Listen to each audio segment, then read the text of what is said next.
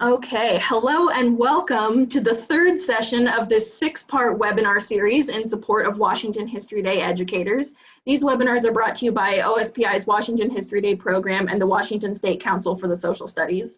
My name is Hannah Tofty and I'm the state coordinator for the Washington History Day program, and I'm joined today by Bradley Liebrecht of the Washington State Council for the Social Studies, who will be serving as our Q&A moderator and also presenting today. Brad and I are pleased to welcome Jill Berge from Lake Washington High School and John Zingale from Vancouver iTech Preparatory. The idea behind these webinars was to bring together History Day expertise from across the state to help History Day educators here in Washington to strengthen their programs. And that comes not just from the sharing of ideas, but also from the sharing of resources. So we have asked each of our presenters to provide a resource for educators to take home with them. And our friends at WSCSS will be hosting video recordings of each webinar, along with all the presenter resources on their website, wscss.org. One free clock hour is available for each of our 6 webinars, but you do have to sign up for each webinar's clock hour separately. And I do want to note that the registration deadline for clock hours has been extended. It was 4:00 p.m. on the day before the webinar, and it's now 3:30 p.m. on the day of the webinar. So you can still sign up for clock hours for a webinar up until 30 minutes before it starts. For those of you who signed up for clock hours for this webinar, you'll receive an email from PD Enroller within a few days that has instructions for how to complete your post-training clock hour paperwork. And for those of you who would like to receive clock hours for our upcoming webinars, there are PD Enroller links in the webinar flyer, or you can visit pdenroller.org and search for History Day to find a list of our remaining webinars. And if you have any questions about clock hours, feel free to put them in the Q&A, or you can also send me an email.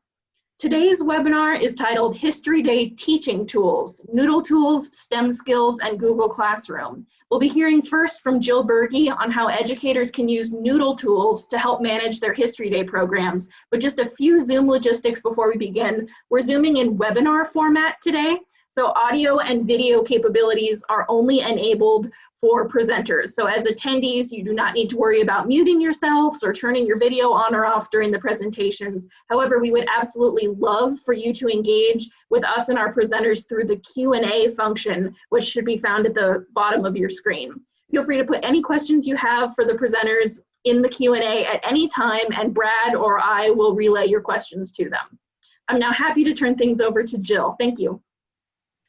All right, thanks a lot, Hannah. Again, I'm Jill Berge. I teach at Lake Washington High School, and I want to share with you a resource that History Day provides for teachers new to the History Day program. So 2 years ago, I tried out Noodle Tools, and it was provided free by nhd.org. And I liked it so much that I talked to our librarian, and we got it actually ordered for our school, and now it's available to all of our teachers. So I'm going to show you how you can access this through the History Day program. Okay, so I'm going to take a moment and share my screen.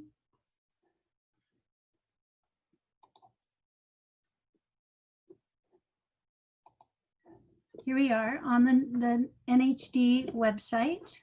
And if you go to For Teachers, and then you go to Teacher Resources, you'll see that over here on the right is a link to Noodle Tools. Noodle Tools is a program that allows students to cite sources, but it allows them to do so much more than that. It's not just a citation generator, but it allows them to collaborate with other students in their group. It allows them to track their research, and it allows you as a teacher to monitor that. So if you are new to the History Day program, then you can click this link here to sign up for it. And it's a great option for you. I'm now going to jump over to the Noodle Tool website. Okay, and you just go to noodletools.com. And if you do use the History Day program, then they will give you access to it. If your school decides to purchase it, then you can access it either through the account they set up, or you can access it through a Microsoft account, or they can be provisioned for Google Docs, depending on what kind of school program or the way that your school sets that up. So let me demonstrate what students can do here in Noodle Tools. The first part you'll see is that they can create a new project. And the project is where they would keep track of their research. So I've created a demo project here. Notice the type of information I can put in here. A research question. What is the best way to teach research skills to secondary students? That's one piece of the History Day program that as teachers we're trying to manage. So this is a tool that helps us with that. And they can enter in their thesis, their hypothesis, their main claim, and then it keeps track when the project is created, when it's been updated, and so on. Now, a student would be creating the project. They can then share their project with you as the teacher. So on the teacher side of it, you can log in and see the work that students are accomplishing. On the student side of it, when students create a project, they can then share that project with other students. So here I've created this demo project and I shared it with the librarian and in my building. And if I were a teacher taking a look at what students have done, I could see that I have added 2 sources. The librarian or my partner hasn't added any sources yet. It's a nice way to kind of have a quick track of how students are doing. Down here, I can add to-do items, and students have found this very useful. You know, if they're talking to each other, and certainly in a remote environment, this is going to be important. They can be tracking what are the pieces that I need to do for my contribution to this project. And then they'll show whether it's completed, they can set due dates, and down below that, students can comment. So they can comment to each other, they can send comments to me as a teacher. As the teacher, I can take a look at comments that students have made, I can ask questions, and it's a way for students to track what they're contributing. Now, up here on our menu, Projects, Dashboard, when you click on Sources, this shows what students can actually do in terms of citing a source. So you can see that right now, I have 2 sources that I've already cited, and it describes what they are. There's the citation format. There's also an opportunity to add annotations. If I'm ready to cite a source, I simply click New Source, and I decide what kind of source it is. Is it a database? Is it a website? Lots of variety here. If I say this is a database source, when I click on that, you're going to see that there are a whole bunch of options. And this is where you as a teacher can guide your students through the process of how to actually find all the components of correctly citing a bibliography or a source in their bibliography. But there's also a shortcut. If you are actually pulling a source. So here I have a primary source newspaper article that I found, okay? I can actually just copy the citation that the database found for me. I can click that Cite button. I can choose the format. I'm gonna go with Chicago because History Day accepts Chicago and MLA, okay? Notice I could actually export this to Noodle Tools. In this case, I'm going to copy it. And then when I go back to Noodle Tools, okay, I'm using a newspaper, so I'm going to click newspaper. I could go in and type all of those individual components for citing it, or I could simply choose this quick copy paste a citation, paste that in there, add any additional information that I want to, and then write my annotation. Now, a quick note about annotations for History Day. We're trying to encourage students to limit their annotations to 3 sentences. So if you've gotten the new rubric, that's one of the components that they've mentioned. Let's try to encourage our students not to write really extensive annotations. We can keep it short and simple this year. So 3 sentences. And for my part, I encourage my students to write a 1-sentence summary, a 1-sentence evaluation of the credibility of the source, and then a 1-sentence explanation of how it was used for the project. You might have your own options for how you have students create that. And then you can say, yes, I want to include this source in my final bibliography, and hit save. Now, it will take me back, and I have this source cited here. Now we want in History Day all sources to be flagged as primary or secondary types of sources. To do that, I simply click the tag option and select primary source. And now it is tagged. When students are ready to actually print their bibliography, they would come here to print export. They can print export it to Word. There's other options that they can do. They can go into formatting options where they can set a header. It mentions that you want to include citations and annotations and so on. And then when they choose that particular option, it will actually put it in the correct format, whether that's chosen as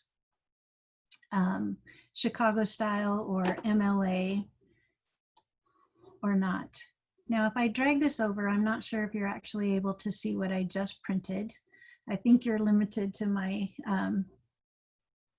my web browser for the moment, so I can share that at the end. But you see how quickly that process goes for students. Now, there's even more that they can do with it. They can go to note cards. And in the note card option, they can create note cards where they take notes from the source that they're using. And then as they create those note cards, it gives them a play space here where they can kind of rearrange them. They can think about, how would I organize this information? Which sources do I want to use? And then as they do that here on this view, over here on the right, they could be beginning a topic outline. So you'll see that there are some great options here in terms of not just creating a bibliography, but planning the entire research process. And that's what Noodle Tools allows us to do.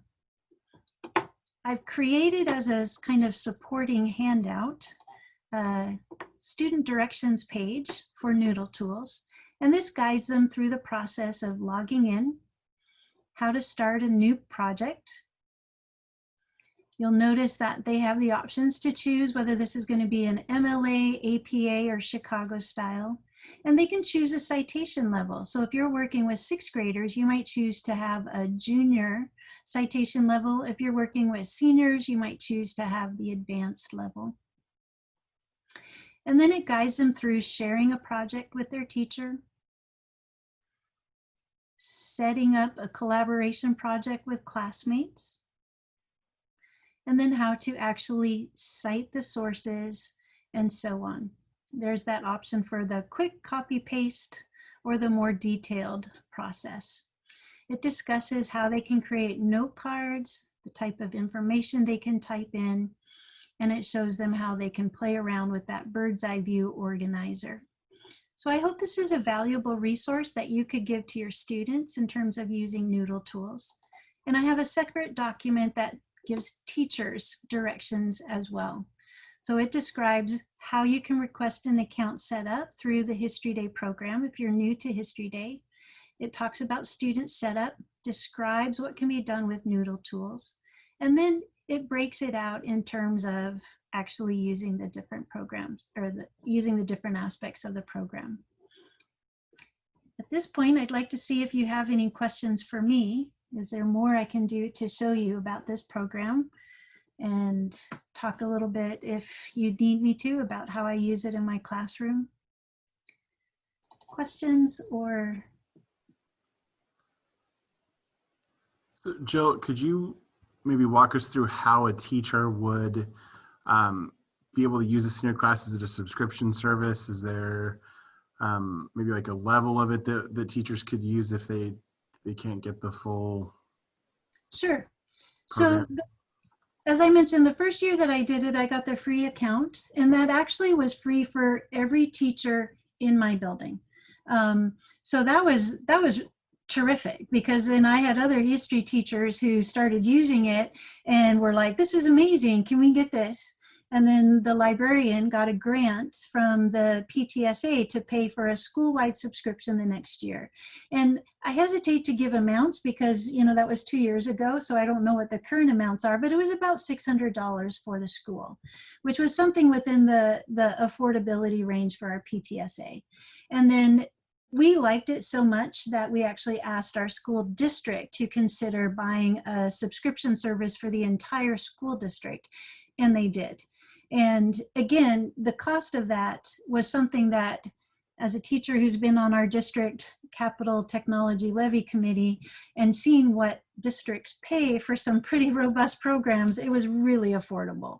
So it's a very nice option if your district is able to afford that. And then for how I used it in the classroom, when I'm introducing History Day to students, obviously I'm working with the librarian to get them engaged in terms of doing research in the library, and it just fits so well in there.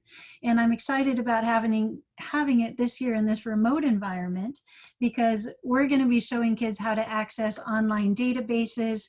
We're going to be showing them how to do research. It just makes sense then that they have this online bibliography builder, in essence, that they can use.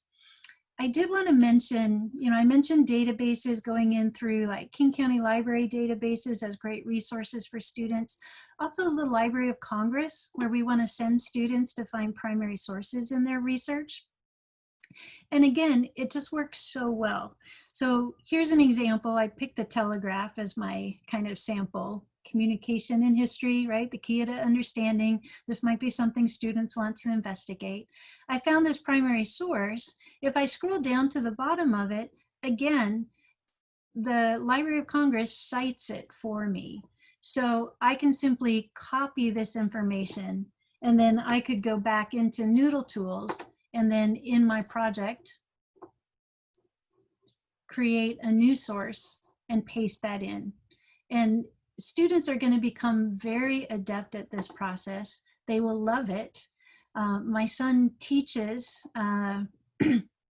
it's kind of interesting, but he teaches college level classes, beginning writing. He's an instructor working on his PhD, and he has talked about how students go out and find programs like Noodle Tools to help them through this process. So this is something that I can guarantee that they will love using, and that they will continue to use as much as possible as they continue through their educational experience. Okay, I'm trying to do two things at once, where I was actually going to try to finish citing this. Actually, I'll just pause on that, go back to two projects to answer the next question that I see. I see a question on what are some of the to-do items that you give to students in a project? And the way I've tended to approach it, as I'm having kids begin their research. So in one of the other webinars, I'll talk a little bit about, helping kids brainstorm topics and helping them define a research question. Then I do preliminary research. And this is where I'll tell kids, you know what, here is a database. I want you to find 2 articles. I want you just to skim them over. Does that give you a sense of, this is information about this topic that I could use? Is there enough information out there? Did I find enough information quickly, or was it really hard to? So that might be a to-do item. Find 2 articles for preliminary research to help you decide if this is a topic that's going to work for you. And then as we move deeper into that research process, and kids are expanding their research, and now they might be reading books and they're finding more articles and so on, to-do items are going to be related to that. So they might be around finding a certain number of sources. They might be around finding a type of resources. I teach History Day as a project to introduce students into the level of research that students do. So it's not just find a topic and research it. It's really breaking that down, and it's exploring different types of research. So it's exploring who would we talk to get information. If we complete an interview, then how would we cite that in Noodle Tools? Or, what are different kinds of databases that we can do? What's the difference between primary and secondary sources? So I might give to-do items around so many primary sources to find, so many secondary sources to find. And what I found is students then start creating their own to-do lists. Finish those 3 sources, or I need to add annotations to my sources, things like that. And then they kind of prod each other as well in the comments to remember to get those things finished. Now I see a question about individuals getting a subscription to Noodle Tools if their school doesn't have it, or if they do homeschooling. That is an excellent question. And I do believe that they have individual subscriptions, but that would be something you'd have to find out on the Noodle Tools site. If a student is completing a History Day project as a homeschool parent, that might be something that you could then investigate by going back to the sign up option for signing up for Noodle Tools here as well. All right, are there other questions I could answer?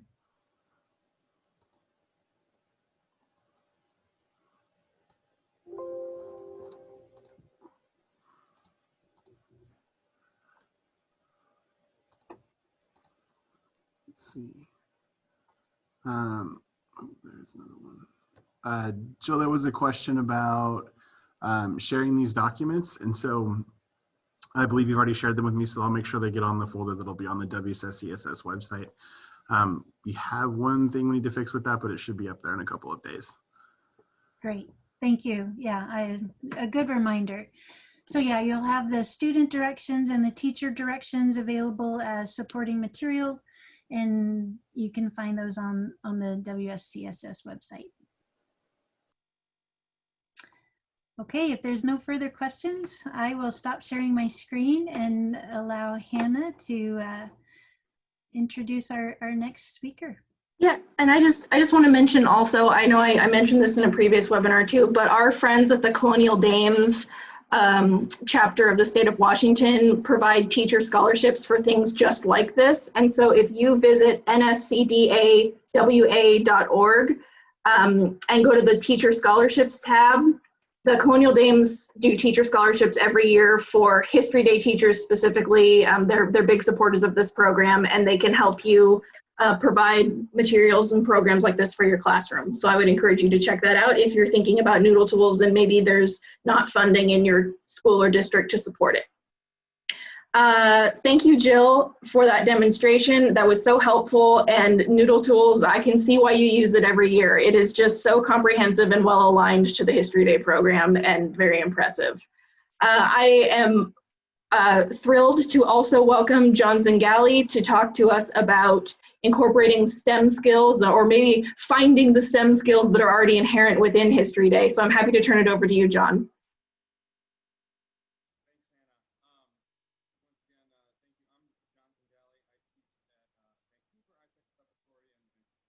So John, I can't quite hear you. I can see that you're talking, but I can't hear you.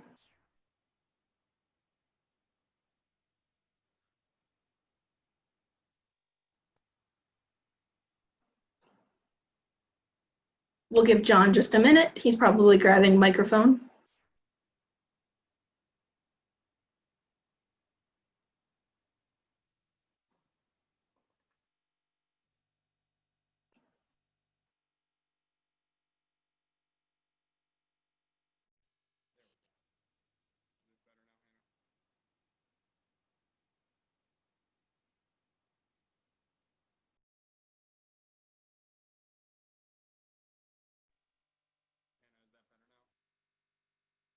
Still not hearing you, John.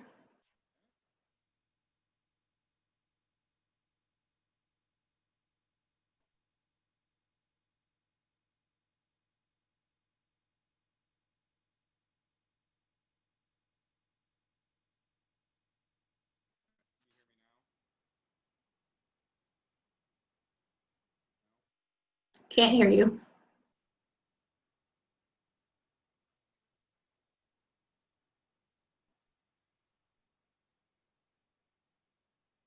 Brad, would you be willing to present second while John works out his? Yeah, I could do that.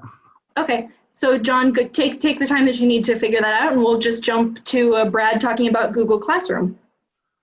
Okay, so hey everybody, good afternoon. I know if you were on the webinar Tuesday, I talked a little bit about this when I talked about using history in any classroom, but today I really wanted to show you some of the kind of the more in-depth of the features and how I set up History Day in Google Classroom and how it can be done practically. So I went back through my archives and I pulled some pretty succinct examples that I think will be helpful. So I'm going to share my screen here. There we go.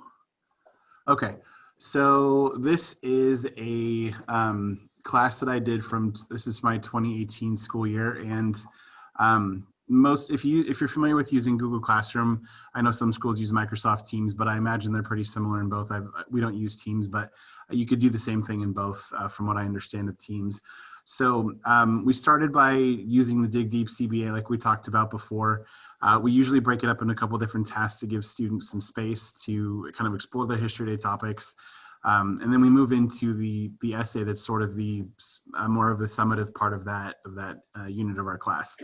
So we offer a couple of different resources, and this is only expanded since then because this is an archived class, but we offer a topic essay. So we structure it exactly like we do the Dig Deep or the CBA is done for 7th grade. We just modified it for 8th grade.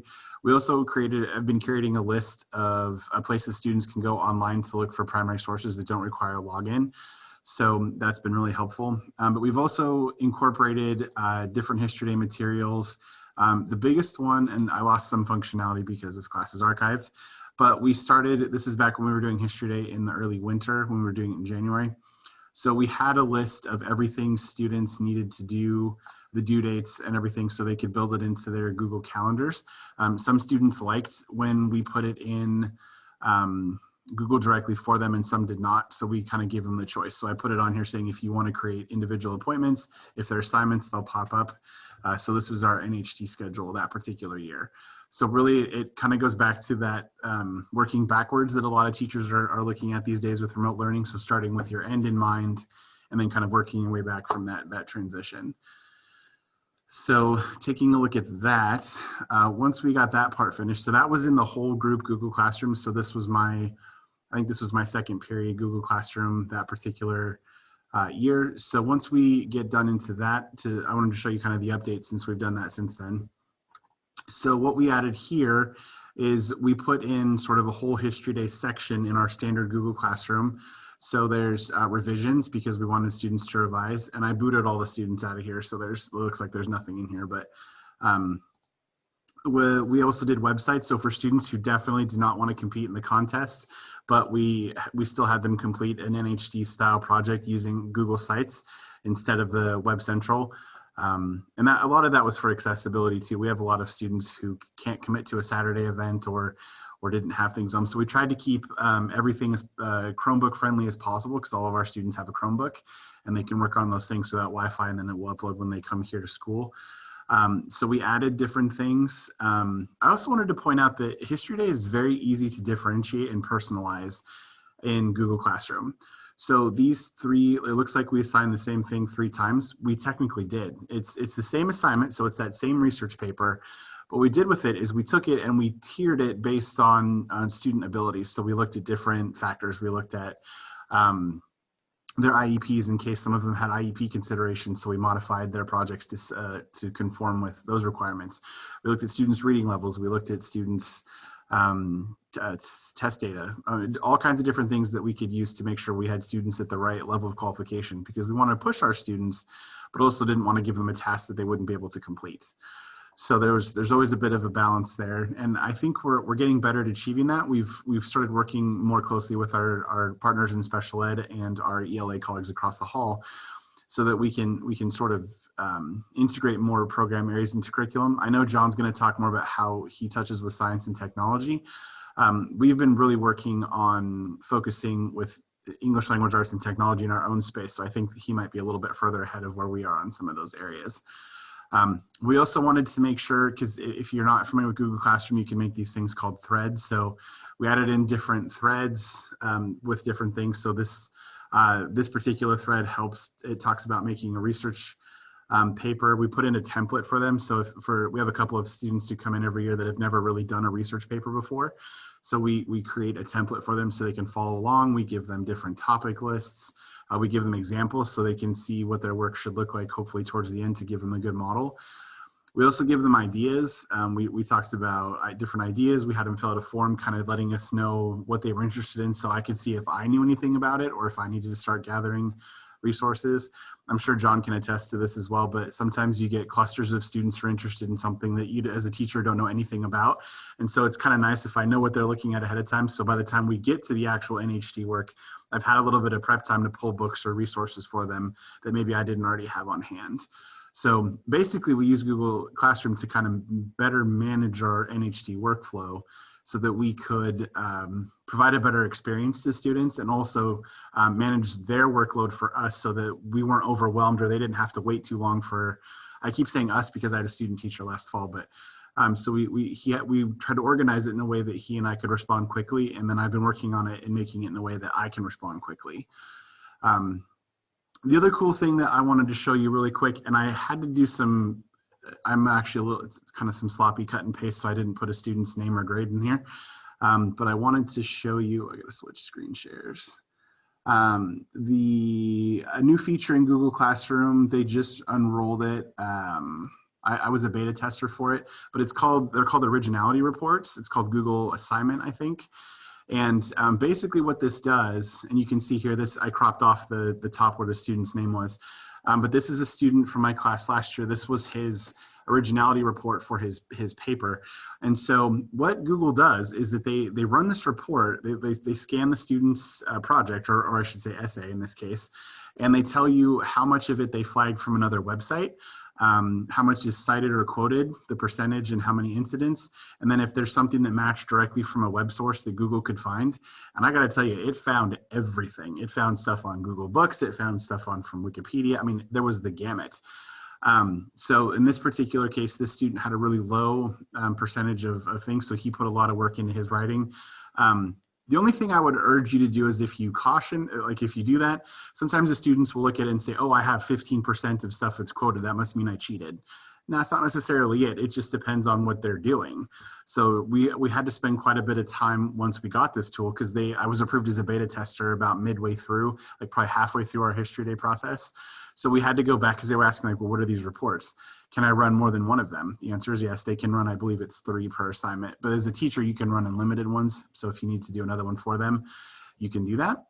But basically as the teacher, I thought it was a really great tool because anybody who's done history day before, John, I'm hoping you can back me up on this, knows that when you're reading those essays for the first time and you see a whole paragraph that's copied from Wikipedia, then you have to stop and talk to the student and talk to the parent, and it can create some negativity.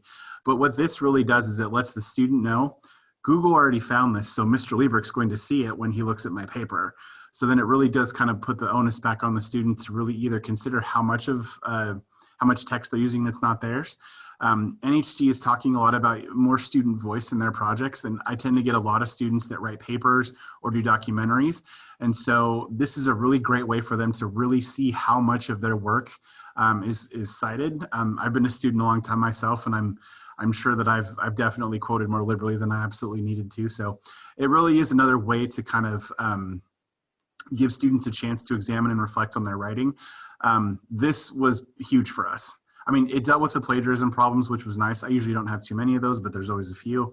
But what really set this apart was it really did give the student an opportunity to look at their work, reflect on it, and make necessary changes. Sometimes from me to go through 150 essays, sometimes it takes more than a few days. And this was nice because it let students kind of see right away the types of feedback that I would be willing to give them. So Google sort of sped up the process in that way. So I really like that. But there is a huge caveat in that it's a piece of technology, and you really have to remember that the algorithms pick certain things, but it doesn't tell you right or wrong. It just says, here's what I see.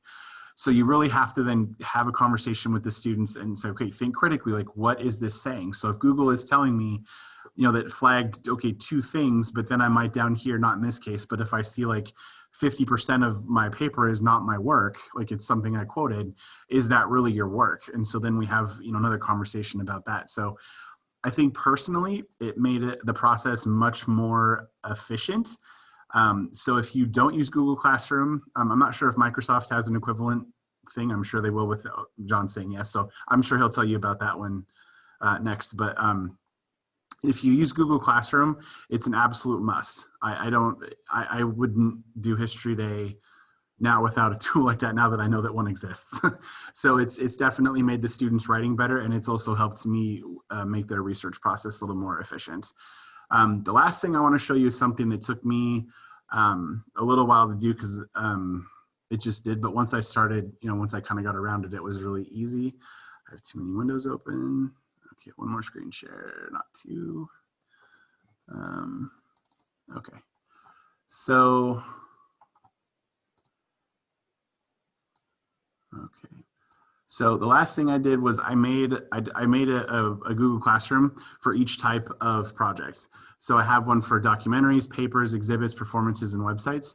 So this is my most current one. This is my documentaries page from this last contest cycle. So what I did here is I put all of the resources they could use. I only had, I think, 3 students do documentaries this year. It was a really light year for documentaries for some reason. So I put in all the different graphic organizers I have, all the different websites we use so they can look at examples. In here, like with this CEC transitions, with the scripts, especially transitions are very important. So like we borrowed this from, this is something our language arts department uses. I'm sure you've probably seen this if you've been doing this long enough. I don't know. Anyway, it's a list of transition words that you can use. We also put more topic ideas in. Oh, wait, I just clicked out of the classroom. That's not helpful. Pull it back. Nope, not Drive. You get a full view there of my Google Classroom or my Drive. Come on.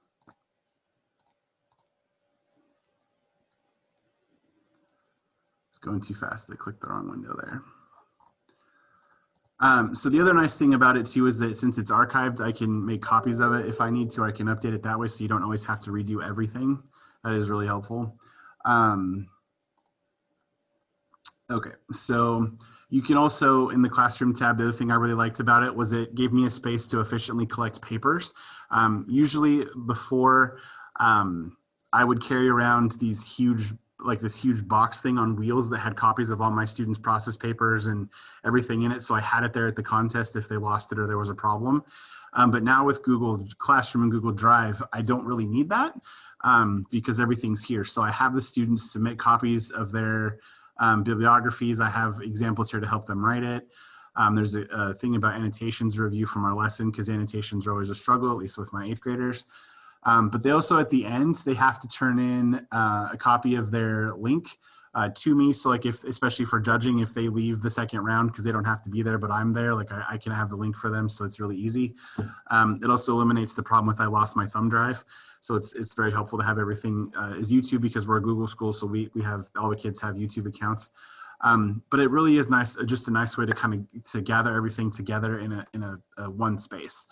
So I would say, I mean, I did History Day for 4 years, I think, before we made the switch to Google, and it was very difficult not having a centralized system. So if you have Microsoft Teams or you have Google Classroom, I would strongly urge you to set up a digital space. Noodle Tools, I don't use Noodle Tools, but that looks like that would work for a lot of that too. But Google Classroom, since it was, my school already expected us to use it and we already had it, and most of the kids are familiar with Google Classroom by now because we've been at it long enough.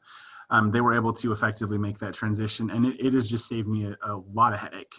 So there's no more lost note cards. Like it's so much easier.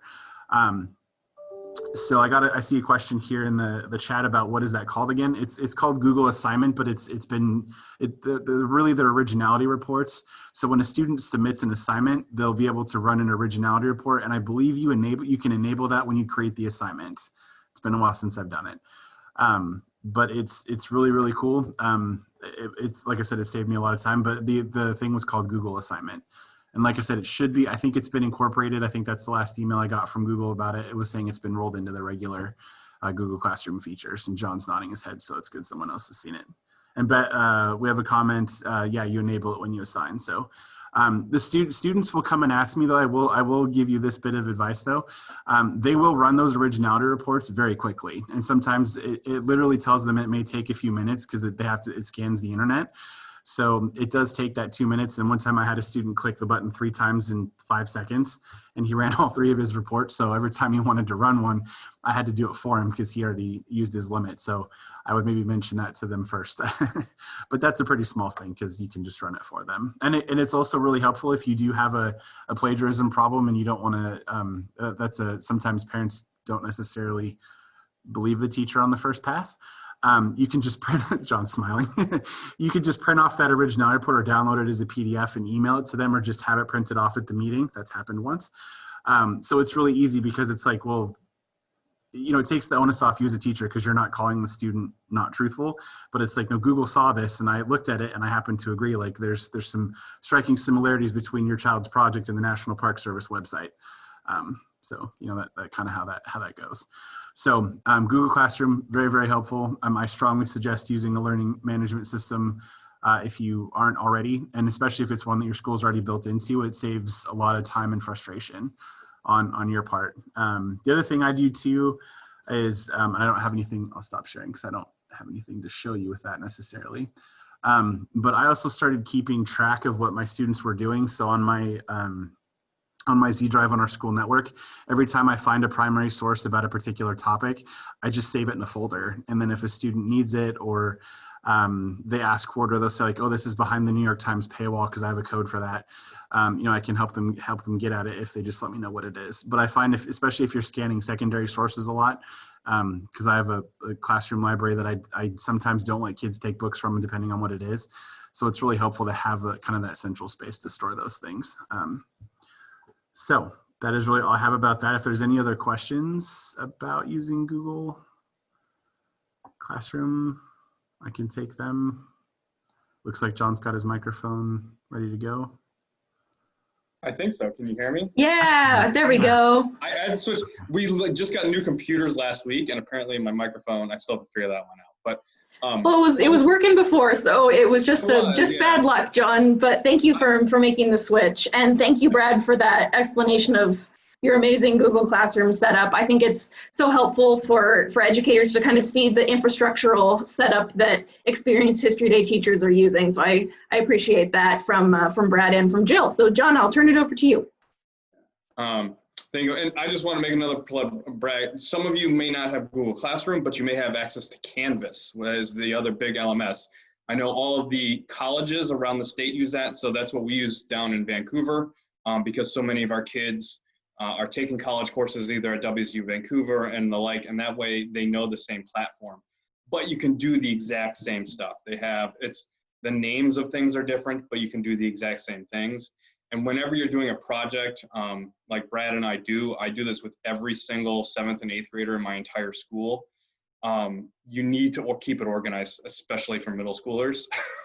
The high schoolers, you can give them a bit more freedom after they've done it, but stay organized. And so real quick, I'm going to just tell you, I teach in Vancouver, Washington at a project-based and STEM-focused school. And so one of the things we always wanted to do, and I first saw National History Day at NCCE, was a computer conference. Someone was presenting about documentaries. And I said, okay, let's bring that back to our school, because I love the idea of inquiry and projects. But I also want to make sure that we have a STEM focus with it being at our school. And believe it or not, like, it wasn't that difficult to think. It's just changing your mindset, because National History Day is STEM. I just believe it is fully. And so I've got a little slideshow here that I'm going to show with you, or share with you rather, that kind of walks you through the thought process here.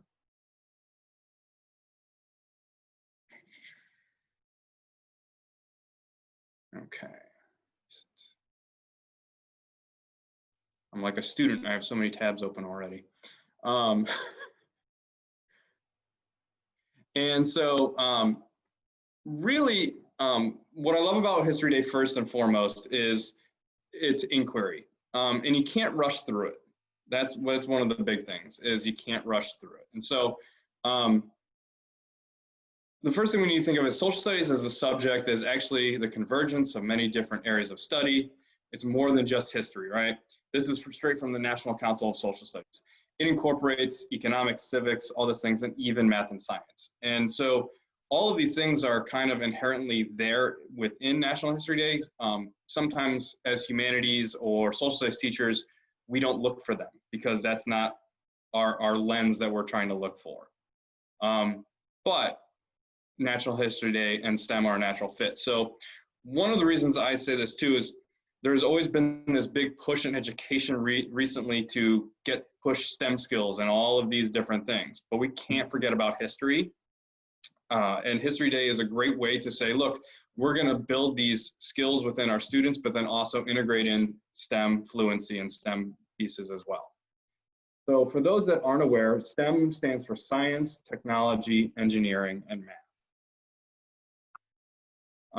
And there's 5 different types of projects that you can do within National History Day. You've got your papers, documentaries, exhibits, websites, and performances. And inherently, STEM fits, I believe, directly into at least 4 of these. So here's what I'm going to do is just kind of walk through what I've done is I've labeled every single category you can do, and I'm going to list out some of the STEM skills that fit within each category.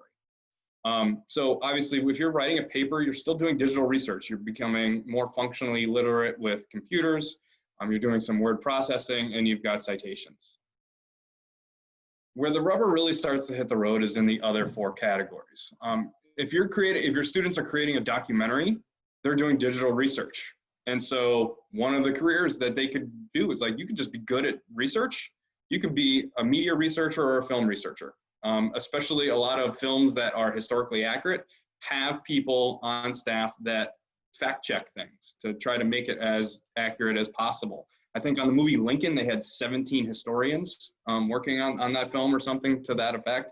So you can have a love of media and just still be a researcher. Scripting and storyboarding is a natural thing that you have to do within creating a documentary, screenwriter. And in fact, you can just be a storyboarder. If you're really good at artwork, like you can be a cartoon, or I guess it's not really cartoons anymore, but a digital animator and stuff like that too. Video editing, hands down, you have to do it within documentaries. It's just inherent, but you're working on becoming a videographer or possibly even an editor. And I see, I forgot to close the parentheses. Within documentaries, you also need to do a ton of audio editing.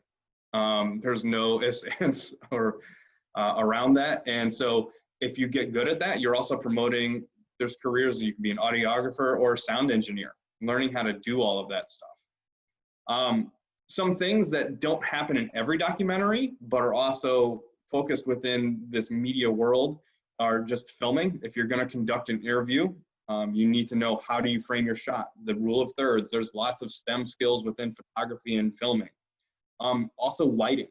I can't stress that enough. Like if you're going to, especially if you're doing an interview and you're going to have some live shots, you need to have your subject lit properly. And it's really kind of fun to watch the kids do that. But that's something that within our class, with those students, they practice that before, with me in our classroom before they go out to do that. And that's the big thing that with all of these things I'm going to talk through is, if your kids are going to be doing a documentary and you know that they're going to be filming, you can sit down with those kids and say, like, I need you to do this for me beforehand, right? And then they can do some practice. They could just practice interview each other where each person takes on different roles. And then they could show me that, so they could submit that footage into Google Classroom or Canvas. And then we have evidence that, hey, you know how to do that. And they can get better. We can give feedback on it. The big one that we do at our school is exhibits. Our kids love getting their hands dirty. And so exhibits are, I would say, almost 90% of everything at my school. Hannah came down to see ours last year. And before we even have our regional event, we have our school-wide, I have a school-wide event, and we have something like 50 different exhibits on display. It's pretty incredible. So once again, you're gonna develop your digital research skills, but this is where it's really intentional. I work with my language arts teacher and our, what do they call it? 3D modeling design course, I think is the name of it. But we incorporate in these different things, and exhibit design is very, very intentional. But you can have a career in, you know, there's lots of CTE careers. You can do 3D modeling, architecture, designers. There's lots of things that fit into just the design of an exhibit. Thinking about size and scale and color and all those different things. Exhibit building themselves. There's carpentry and construction. What I love is when I assign this, we form teams, and some students, we let them pick, but other ones, we actually ask them, what are your strengths? So we ask the students, what are you strong in? And we make sure that there's at least one builder in every team so that they can be someone to lean on, but then they can help teach the other students, you know, how to use a drill, you know, and we go through all this stuff too, but shop class has kind of gone by the wayside. And so this is my attempt to bring shop class back into history. Engineering, you've got mechanical and electrical. This last year I had students actually build, they were doing grunge music on Washington State, and they built the stage where Eddie Vedder was hanging from the rafters, and you pushed a button and they actually made it where a fog machine and strobe lights went off, you know, as part of their exhibit. It was pretty incredible to watch. And then also graphic design. And so engineering doesn't necessarily have to be in every single one. That's something that we focus in on specifically, but you've also got graphic design. Websites are inherently STEM. You're, once again, digital researcher, but website design, I mean, the kids are building digital technical skills. You can be a web designer. They're building computer skills. They're hyperlinking things. They're embedding video. They're embedding other types of media. They're practicing computational thinking, making sure that their pages flow, making sure that links work, all of those different things. The National History Day website builder also allows for HTML. I like this because you don't need to know HTML to build your website, but I have kids, and there's a lot of kids everywhere that want to learn how to code, and this is their way into it. And it's pretty simple to use too.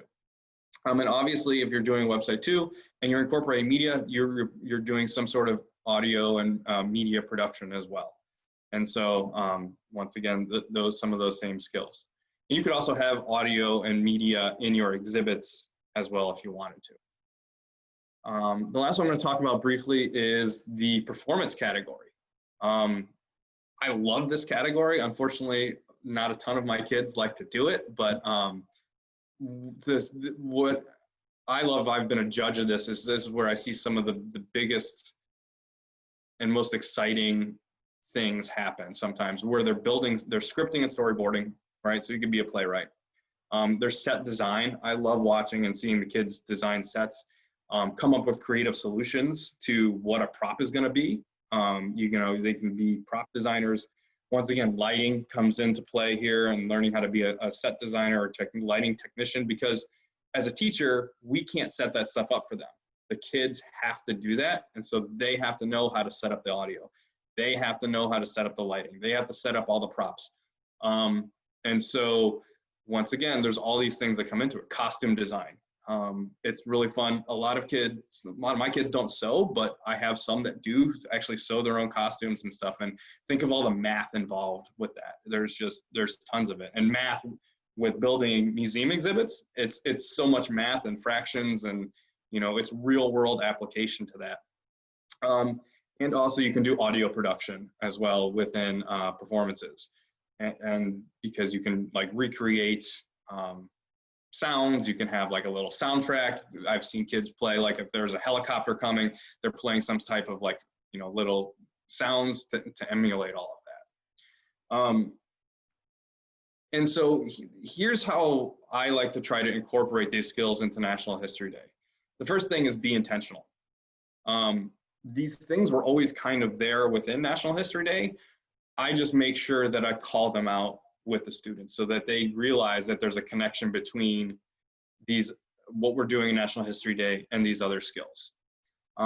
Make sure there's dedicated time to the process and don't rush.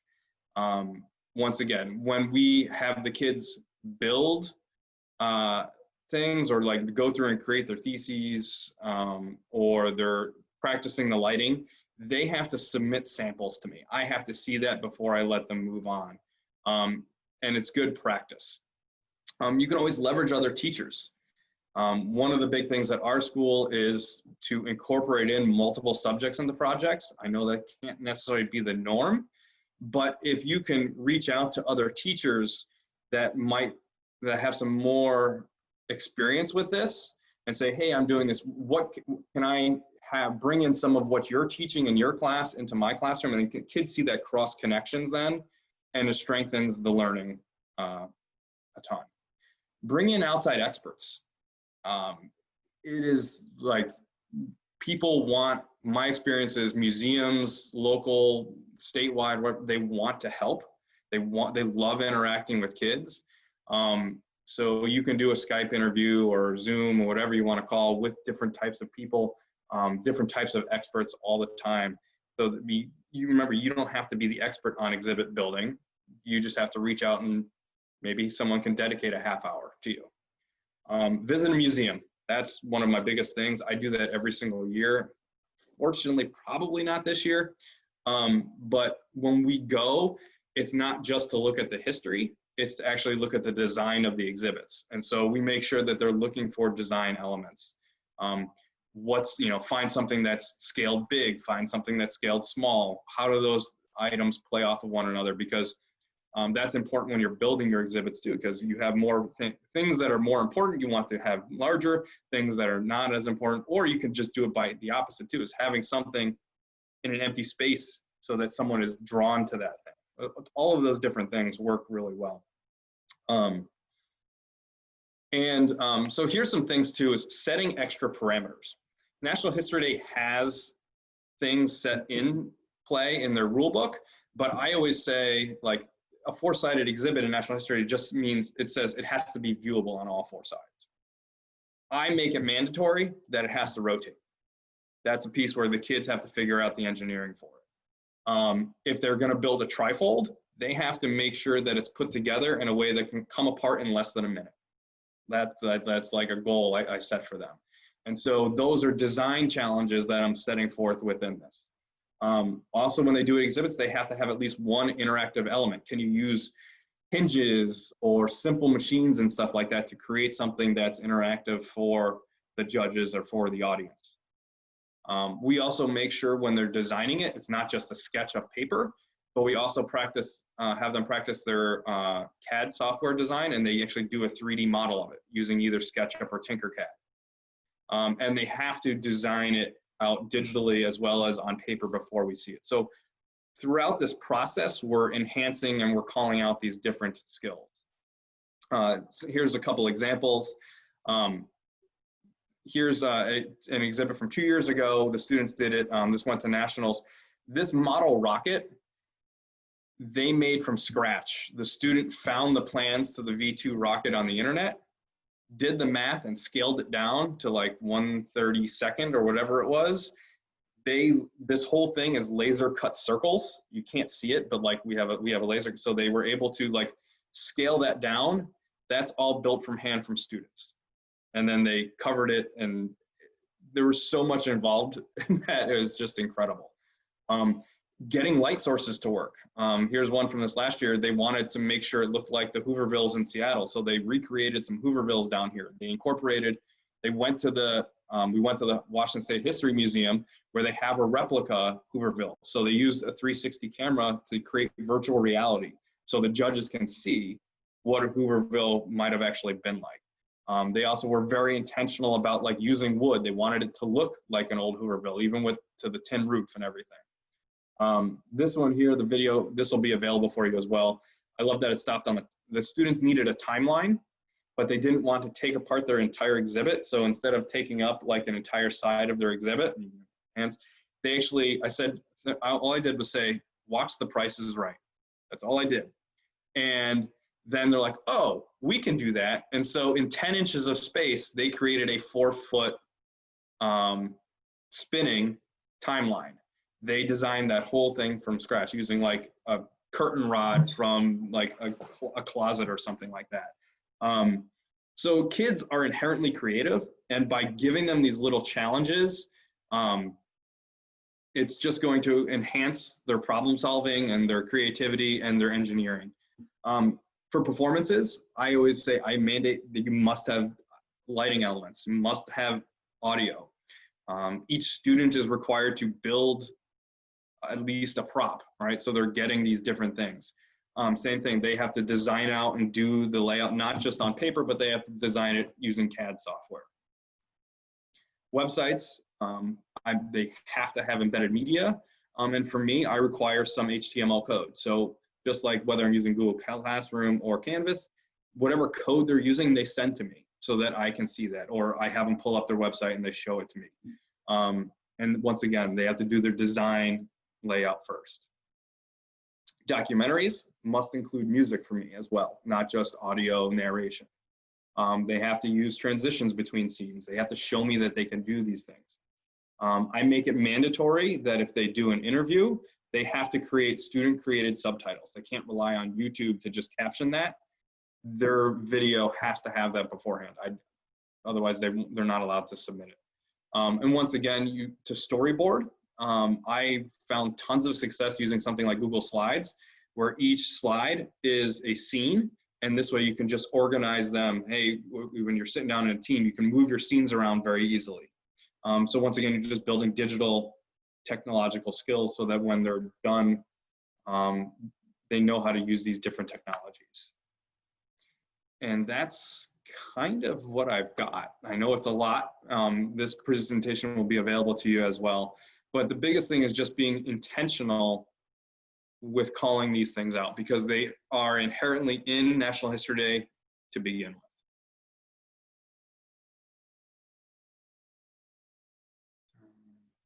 Yeah, lots of museums do have online tours. Thank you, Julie, for that comment. And the thing is, reaching out, and since they can't have museum patrons right now, I'll tell you from my experience down here working with the Clark County or the Fort Vancouver National Historic Site, they want, like, some of them are looking for stuff to do. And so like doing a Zoom call with your students, I would probably be pretty easy to get a hold of right now. Excellent. Brad, do we have any final questions on there for John? John, I'm curious. I know your school's a little bit different than like say mine, because I have a bigger school. How would you? Is there a way that maybe some of those students could access some of those, like the CAD stuff, without having maybe like, I don't even know if that's the right question. So Tinkercad is free. It's a free, it's an online, so you don't even need to download a program. It's a web-based free CAD program. It's not, the extreme robust thing out there, but it doesn't need to be, right? If you're building a trifold exhibit, can you put like 3 panels up? Can you show me where your thesis is gonna go? I don't need to see all the nitty gritty, but where are you gonna put your thesis? Where's your like background information? Where's your timeline gonna go? Where's your, conclusion and like next steps? SketchUp is also free, Beth, you're absolutely right.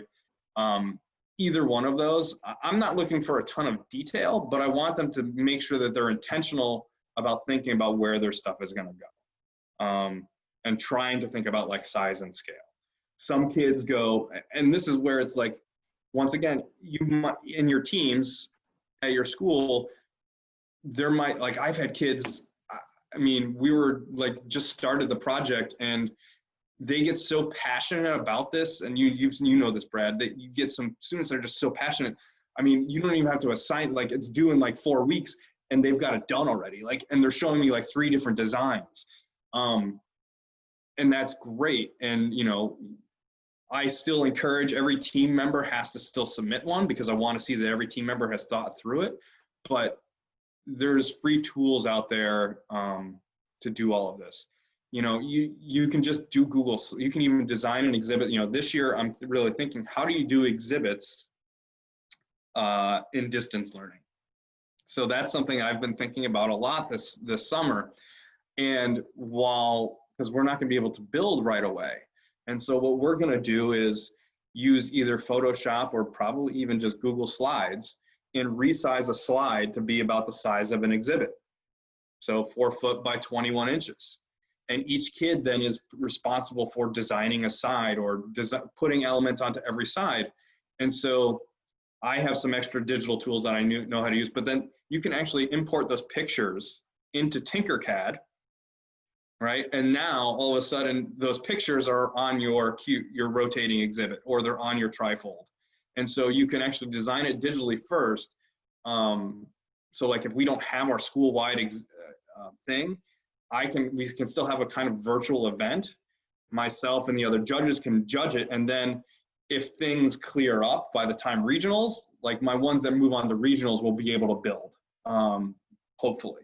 So that's kind of how we're thinking through it. And once again, you're still just using digital tools, they're becoming more literate. But think about like if a kid were to describe that on their college resume, like it's pretty impressive, you know, like I design digital exhibits or I create documentaries. And that's why I, with every fiber of my being, love National History Day. I wish it was in more schools, and I hope some of you on there are thinking about doing it for the first time. I know this is a weird year to try it, but it builds all the skills that we want our young people and young students to have, period. Just allow the time for it. If you're gonna do it as a project in school, like for me, it's like 2.5 months.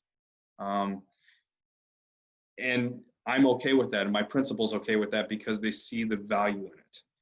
It's not about breadth, it's about depth of learning and what's transferable later on in other classes. And that's my pitch. Well, we appreciate your testimony, John, and also your, sharing your expertise and your insight into these STEM skills. I think we're about ready to wrap it up for today. I'm seeing no more questions, so my sincere thanks to Jill Berge, John Zingale, and Bradley Liebrecht for sharing their expertise today. And as a reminder, our friends at the Washington State Council for the Social Studies are working to get the webinar recordings and the presenter resources uploaded onto their website at wscss.org. And we hope that you will join us next Tuesday, August 25th at 4:00 p.m. for session 4, History Day Teaching Strategies, Advice from the Field, where you'll actually see John and Jill Berge again. And there's still plenty of time to sign up for clock hours for next week's 3 webinars if you wish.